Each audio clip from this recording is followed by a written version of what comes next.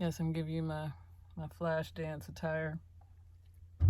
I saw another video of a woman proposing to a man, and he just kind of gathered her, and he told them to turn the music back on, and I don't even want to show the video because that's how embarrassed I am for this woman.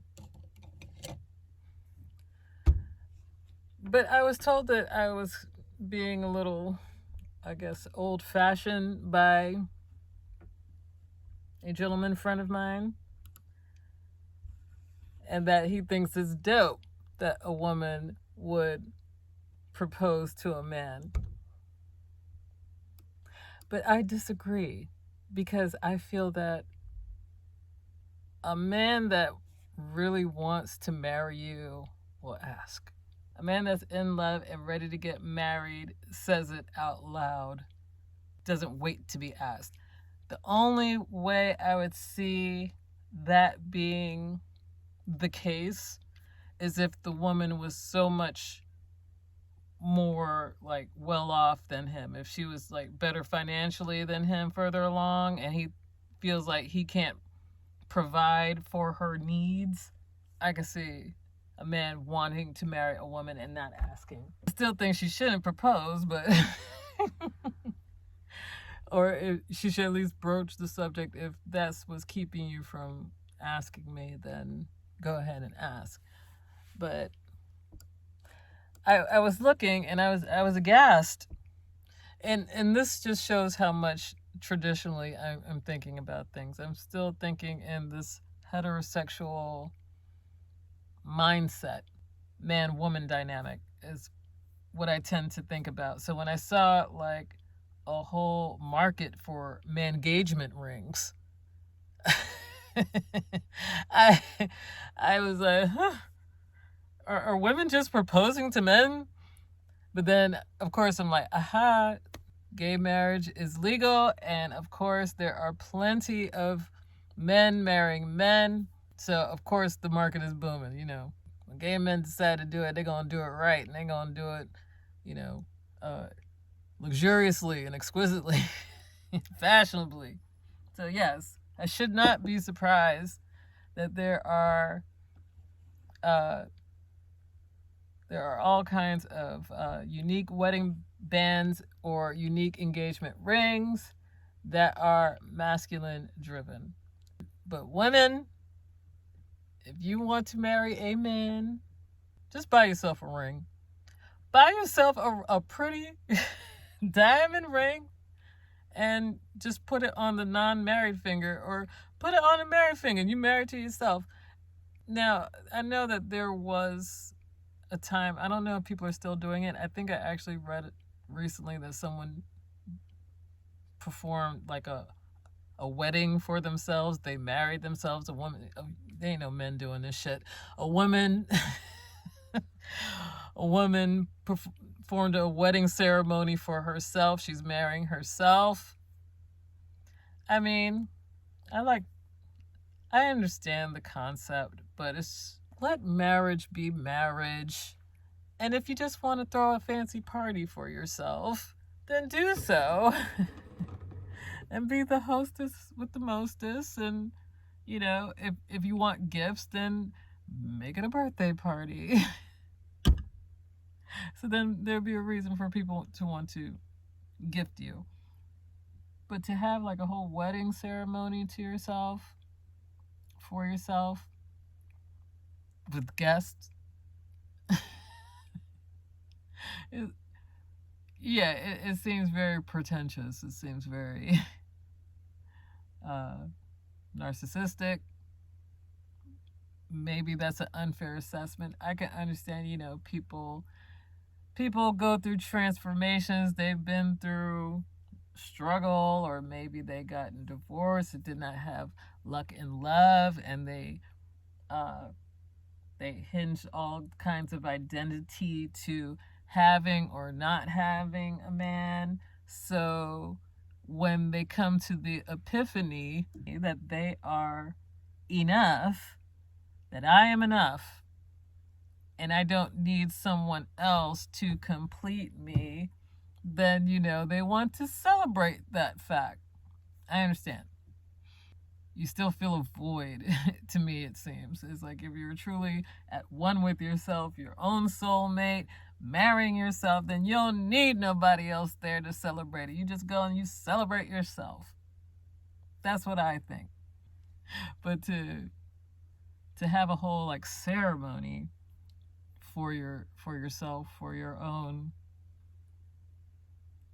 I'm marrying myself, I am self-fulfilled, it seems contradictory to me. And these things be elaborate too. I'm seeing an article that says woman who married herself is now divorcing herself after meeting someone else. She did it 90 days after she married herself. There is an Indian woman who married herself. Inspired by a Netflix show, 24-year-old Kashama Bindu tied the knot with herself last month. And them Indian weddings be elaborate. First example of sologamy. Is that what they call it? Sologamy. Bindu's sologamy, a marriage with self, was conducted last month in an elaborate Indian setup. And this is in 2022. I remember this started happening maybe, 5-6 years ago. I'll look it up. I'll do the research. Yeah, so it's all about, I don't need anybody else's validation. I don't have to think about moving to a different city because my partner has to move. I can just think about myself. Yeah, well, just do you. Did you need the wedding to do what you could have done anyway? It's like a marriage is about joining two families, essentially. It's not just about the people that are marrying each other. They're bringing two worlds together, two families together. That's why and those are the guests and the friends and the family that support the union. So, okay. Is this radical self-love, a quest for fame, a deliberate glorification of being alone as a protest against loneliness, or a rejection of patriarchy? The insidious, evil patriarchy. Sologamy. That is a funny word. Is sologamy allowed?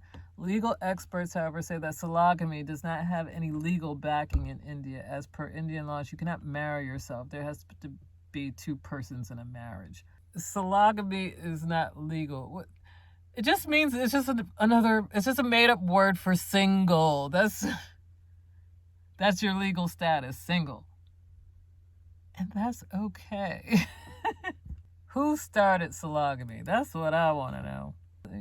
Let's get down to this, because I find this very interesting. More interesting than women proposing to men. Don't. Sologamy means marriage by a person to themselves, and it is also referred to as self-uniting marriage. The ceremonies in self-marriage are the same as the traditional marriage, and supporters of practices say that it is an act of self-love. History. So in 1993, Linda Baker, a dental hygienist in Los Angeles, married herself, and is believed to be the first person to start this trend. She had 75 friends there. In 1996, Dennis Rodman famously married himself. He had a gown and everything, child. So it has increased into the 21st century, this practice of someone marrying themselves. But this is something that I'm seeing women do. Now, it's like, men, don't sit there and scoff and laugh, because y'all doing some strange shit too. Y'all are marrying freaking dolls. We'll get to that. That creepy weirdo shit. So, don't get on your high horse just yet. I will kick your high horse in the knees, okay? I will snatch that soapbox that you're about to stand on, I will kick it from under your feet. Okay? You just hold your horses. Just calm down. Relax. I'll get to you in a minute. But self-marriage is a commitment to be there for yourself and unconditional love for oneself. It's also an act of self-acceptance. People marry someone they love. I love myself, hence this wedding. Just throw yourself a birthday party and it'll be less weird. Now, you men's,